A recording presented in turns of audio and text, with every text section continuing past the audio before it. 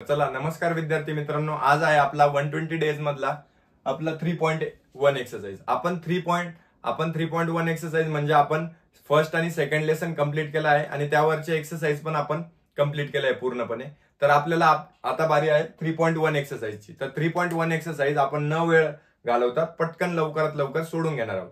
तर बघा, आपल्याकडे टाइम कमी उरला आहे नवोदयच्या पेपरसाठी. जानेवारी फेब्रुवारी मध्ये तुमची एक्झाम असणार आहे.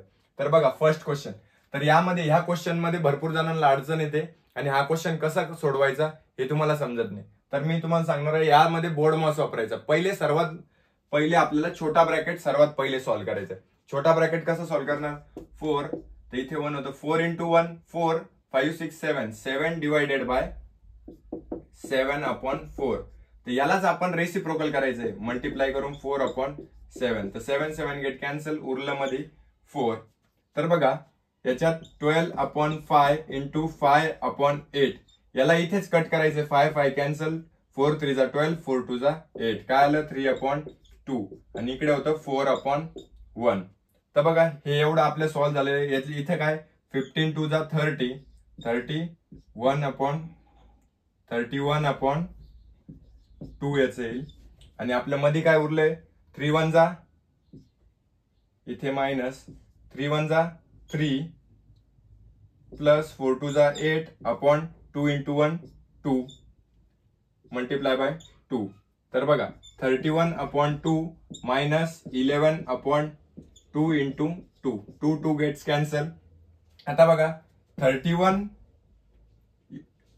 असं 31 × 1 31 मायनस 2 × 11 22/2. 31 मधून 22 गेले, किती उरले? तर बघा, 22 8 30 आणि 1 9/2.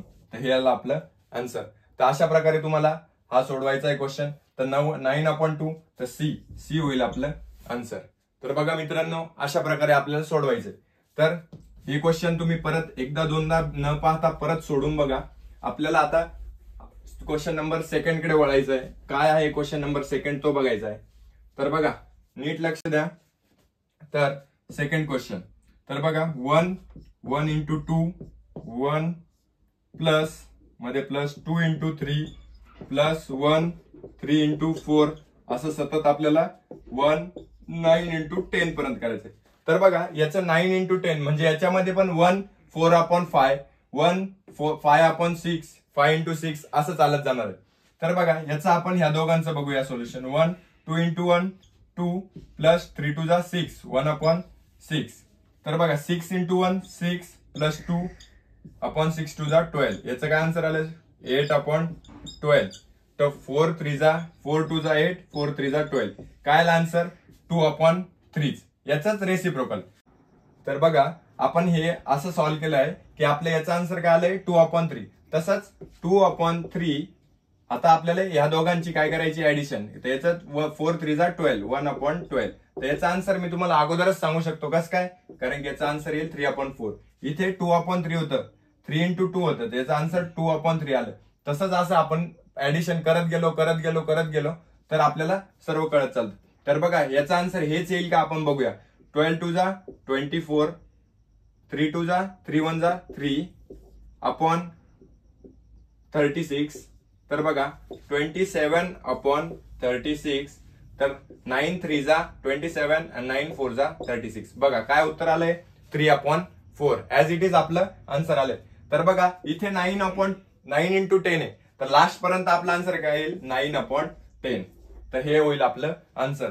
तर हे कुठे आहे? ऑप्शन नंबर सी मध्ये आपल्याला दिसतंय की 9/10 असं आपलं आन्सर आलंय. तर सर्वांना समजतंय? तर बघा, व्यवस्थित लक्ष द्यायचंय. मी कसं सोडवतोय याच्याकडे लक्षपूर्वक ध्यान द्यायचंय. तर बघा, आपण आता वळूया क्वेश्चन नंबर थर्ड कडे.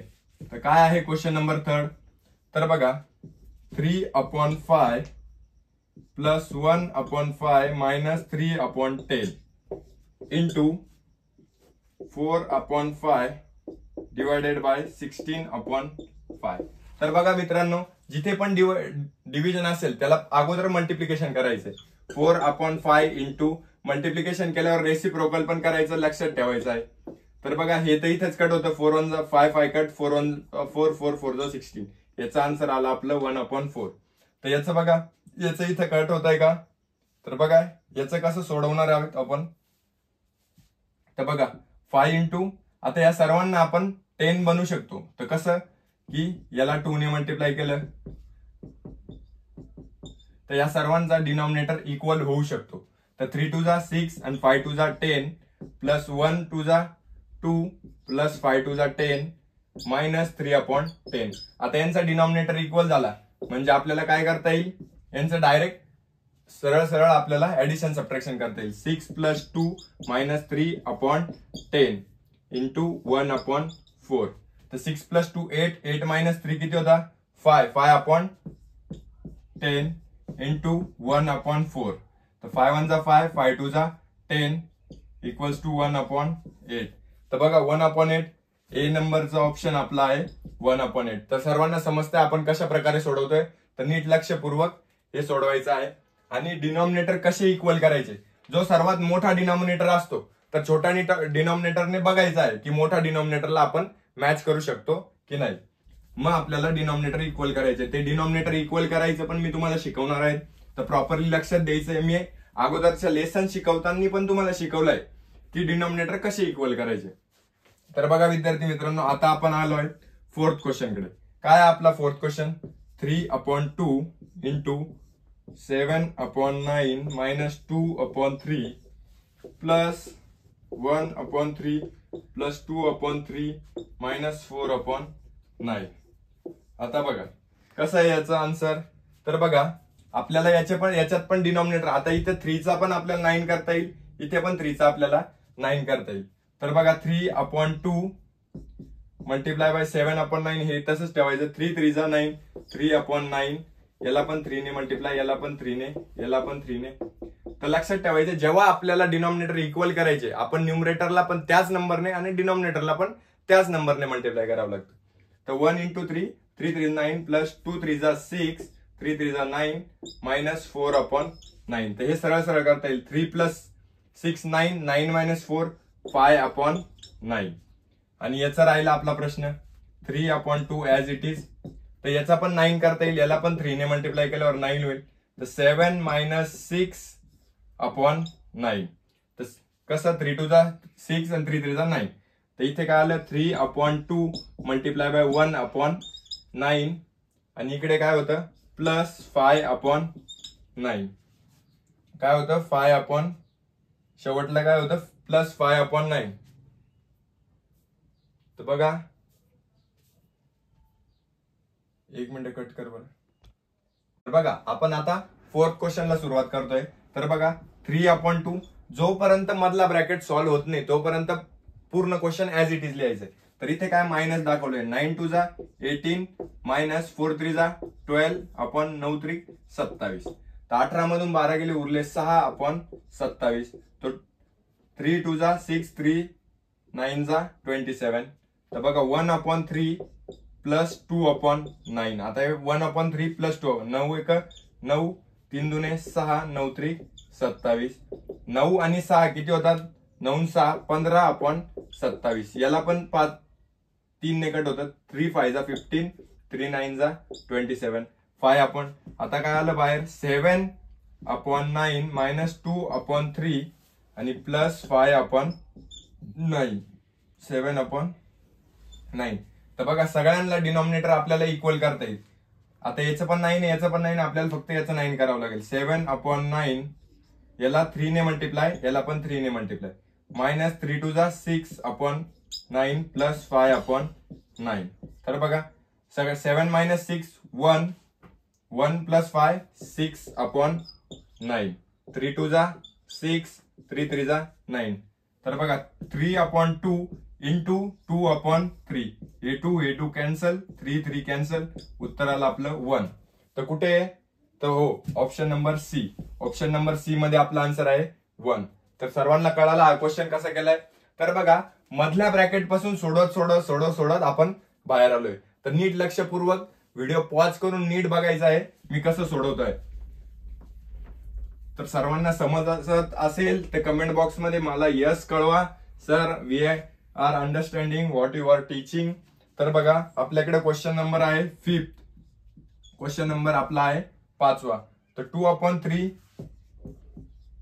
3/6, 7/12 आणि 17/36. तर यापैकी सर्वात मोठी अपूर्णांक संख्या कोणती?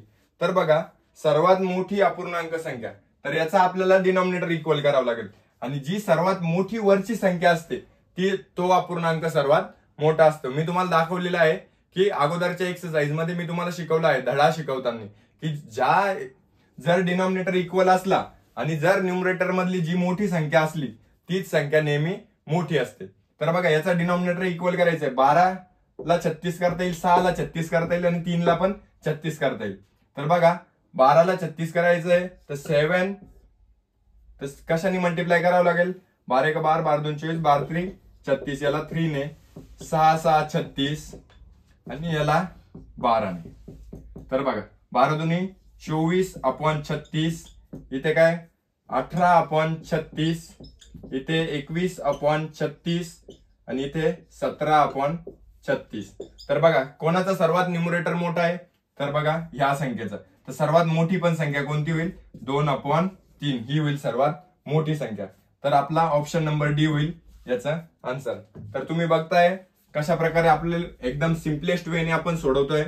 तर नीट काळजीपूर्वक लक्ष द्यायचंय कसं सोडवायचं आहे. तर बघा आपण आता वळूया 6व्या क्वेश्चनकडे. काय आहे 6वा क्वेश्चन? तर बघा चढत्या क्रमाने अपूर्णांकांची संख्या लिहा. तर चढत्या क्रमाने म्हणजे असेंडिंग ऑर्डर की डिसेंडिंग ऑर्डर? तर असेंडिंग ऑर्डर म्हणजे छोट्यापासून मोठ्या नंबरकडे, छोट्यापासून मोठ्या नंबरकडे. तर नीट लक्ष द्यायचंय, ज्याचा डिनॉमिनेटर छोटा असतो तो नंबर नेहमी छोटा असतो. तर तसं आपल्याला वरती चालत जायचंय. तर आता याच्यात कोणते कोणते नंबर्स आहे? 2/3 आहे, 4/5 आहे, 3/4 आहे आणि 1/2 आहे. तर चढता क्रम लावायचा आपल्याला. तर चढता क्रम लावायचा असला तर सर्वात छोटा नंबर आपल्याला अगोदर घ्यावा लागेल. तर ज्याचा डिनॉमिनेटर सर्वात छोटा तो नंबर सर्वात पहिल्यात येईल. 1/2, मग नंतर येईल 2/3, मग नंतर येईल 3/4, मग नंतर येईल 4/5. तर अशी अरेंजमेंट आपली येईल चढत्या क्रमाने. तर ही अरेंजमेंट कुठे आहे? तर चला ऑप्शन नंबर ए मध्ये आपल्याला ही अरेंजमेंट दिसते आहे, चढत्या क्रमाची अरेंजमेंट. तर हे नीट लक्षात ठेवायचंय, ज्याचा डिनॉमिनेटर मोठा तो नंबर सगळ्यात मोठा असतो. तर बघा आता आपण आलो लास्ट क्वेश्चन कडे 7th नंबरचा. 1/1/24 - 1 प्लस 7/36. तर बघा 24 × 24 24 प्लस 1 25/24 - 1 प्लस 7/36. तर बघा 24 - 1 करायचं आपल्याला. 24 × -1, 24 × 1 24, 25 × 1 25, 24 × -24/24 × 24. तर बघा 1/24 येईल. 25 - 24 1 आणि अपॉन 24, मग इथे काय उरेल 7/36. तर बघायचं याचं डिनॉमिनेटर आपण इक्वल करू शकतो का? तर ह्या दोघांचं डिनॉमिनेटर आपण इक्वल करू शकतो कारण की यांचा कॉमन फॅक्टर काय 72. तर बघा मित्रांनो 1/24 प्लस 7/36 आलंय.